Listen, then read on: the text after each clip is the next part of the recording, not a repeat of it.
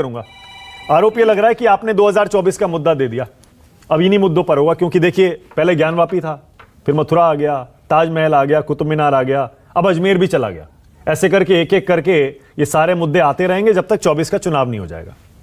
देखिए, मैं पहले तो इस बात को स्पष्ट कर दूं कि मुद्दों के लिए विकास चाहिए होता है, मुद्दों के लिए एक बड़ी सोच चाहिए होती है, एक विजन चाहिए होता है, मुद्दों के लिए अंतिम व्यक्ति तक पहुंचने का हौसला चाहिए होता है, उसके लिए एक विचार चाहिए होता है और उसकी डिलीवरी चाहिए होती है। और वो सब डिलीवरी हमने हमारे देश के प्रधानमंत्री जी ने करके दिखाई है।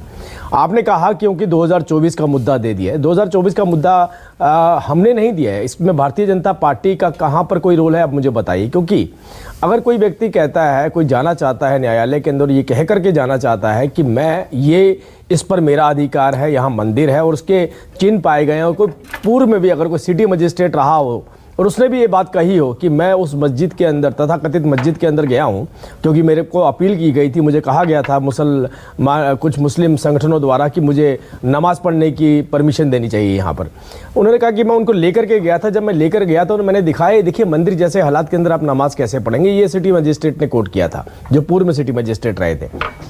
अब यहाँ पर बात केवल इतनी आती है, लड़ाई जो है ना वो मंदिर मस्जिद की नहीं रह गई है। लड़ाई अब इस बात की हो गई है कि जो कुरान में लिखा है हम उसे माने, या जो औरंगजेब ने यहाँ पर कत्लेआम करके, विनाश करके, मंदिरों को तोड़कर कुछ ढांचे बनाए थे, हम उसे माने। अगर हम कुरान के हिसाब से चलते हैं तो किसी भी धर्म के स्ट्रक्चर के ऊपर मस्जिद बना के हम नमाज नहीं पढ़ सकते। अगर हम कुरान के हिसाब से चलते हैं तो देखना है कि इस देश के अंदर, मैं सभी की बात नहीं कर रहा हूँ, जो भी मुसलमान कहते हैं कि वो मस्जिद है, देखना है कि क्या वो उस मस्जिद को, उस तथाकथित ढांचे को जो औरंगजेब ने बनाया था, जिसको अपनी किताब मसीर आलमगिरी के अंदर कोट करके बताया था कि मैंने मंदिर को तोड़ करके मस्जिद बना दी है, अगर ये उसके हिसाब से मुस्लिम धर्म चलेगा तो वो कहीं कुरान को साइड करता जा रहा है। वो एक कट्टरपंथी सोच के साथ चलने के लिए मजबूर हो गया। उस मजबूरी के पीछे की वजह मैं नहीं कहूंगा, अब वो खुद बताएंगे कि ऐसी क्या वजह रही है कि आज कुरान को छोड़ के आप औरंगजेब या बाबर या गौरी के साथ जाने को मजबूर। और इसका कोई अंत दिखाई नहीं दे रहा राजीव, इसीलिए मैंने सवाल ये रखा है कि 2024 तक इसी तरह से ये मुद्दे एक एक करके, अब अजमेर का आ गया, ऐसे तो रुकेगा नहीं। बहुत सारे लोग तो बाकायदा आते हैं जो ज्ञानवापी मस्जिद के खिलाफ और वहां मंदिर होने की बात करते हैं, वो तो कहते हैं ऐसे 3000 मस्जिदें हैं जो मंदिर तोड़कर बनाए, तो एक एक करके ये आएंगी। अगर सोचिए हर कुछ दिन में एक, तो 24 क्या है, तो 29, 34, ये तो चलता ही रहेगा, तो कभी खत्म ही नहीं होगा। देखिए, पहले तो मानक जी मैं आपको एक बात स्पष्ट कर दूं, ये देश अब मध्यकालीन मुगल काल में नहीं चल रहा, जहां आप अपनी अपील नहीं कर सकते हैं। ये स्वतंत्र देश है, यहाँ पर हर किसी के पास अधिकार है। कोई न्यायालय में जाना चाहता है, क्या हमारे फार्मर बिल के खिलाफ नहीं गए थे न्यायालय में, हम रोक पाए उन्हें?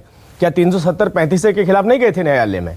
अगर सरकार कहती, अगर सरकार के पास ये प्रेरोगेटिव्स होते तो हम कहते मत जाइए वहाँ पर। अगर कोई कहता है कि जी मेरे को मालूम है कि इसके अंदर शिवलिंग है, मुझे मालूम है ये मंदिर था, और वो न्यायालय में जाकर अपनी बात रखना चाहता है, और उसको रोका इस बात के लिए जाता है कि न्यायालय में ये बोला जाए किसी दूसरे संगठन द्वारा कि भाई इसकी बात सुनिएगा मत, ये जो कह रहा है उसको मानिएगा मत, और जो इसने मांग रखी है उसको होने मत दीजिएगा, मतलब सर्वे भी मत होने दीजिएगा। तो ये तो अपने आप दिखा रहा है, अपना अधिकार इस्तेमाल कर रहे हैं। बिल्कुल, भाई आप कह रहे हैं कुछ, वो भी कुछ कह सकते हैं, उनका हक है, ये उनका अधिकार है, वो कह सकते हैं, क्योंकि ये न्यायालय की बात है, न्यायालय ने निर्धारित करना है।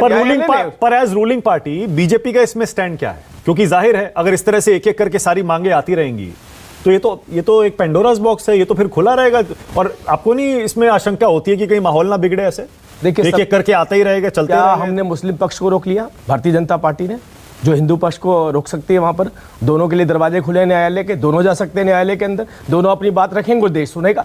ये देश सुनेगा। आप ये भरोसा दे रहे हैं ना कि न्यायालय में ही होगा जो होगा, मैं आपसे बाहर नहीं होगा? मैं आपसे कह रहा हूं, ये देश सुन रहा है, देख रहा है, महसूस कर रहा है, सबूत आ रहे हैं, उसकी सीडी जारी करी जा रही है, उसके सबूत दिए जा रहे हैं दोनों पक्षों को, मुस्लिम को। पर लोकतांत्रिक तरीके से और कोर्ट के जरिए ही होगा जो भी होगा, ये आप तो भरोसा दे सकते हैं ना? मुगल काल नहीं है मानक जी, ये मुगल काल नहीं है, यहां आप अपील कर सकते हैं, यहां जा सकते हैं न्यायालय के अंदर। वो तो मुगल काल था जहां पर आपकी सुनवाई नहीं होती। 92 में मुगल काल नहीं था ना? नहीं, मैं 92 में मुगल काल नहीं था, लेकिन 92 में भी जो पॉलिसी बन रही थी, जो चल रही थी, वो मुगल काल से कोई ऐसा नहीं कि दूर थी। हम तो औरंगजेब रोड ज्ञानवापी का अयोध्या जैसा तो कुछ नहीं होगा ना, मैं ये पूछ रहा हूं, क्योंकि मुद्दा तो वैसा ही लग रहा है, ये बन रहा है। अयोध्या मतलब अयोध्या में बाबरी मस्जिद वाले? नहीं, अयोध्या मतलब कानूनी रूप से वहां पर मंदिर का भव्य निर्माण हो रहा है, कानूनी रूप से हो रहा है, लड़ाई लड़ी है।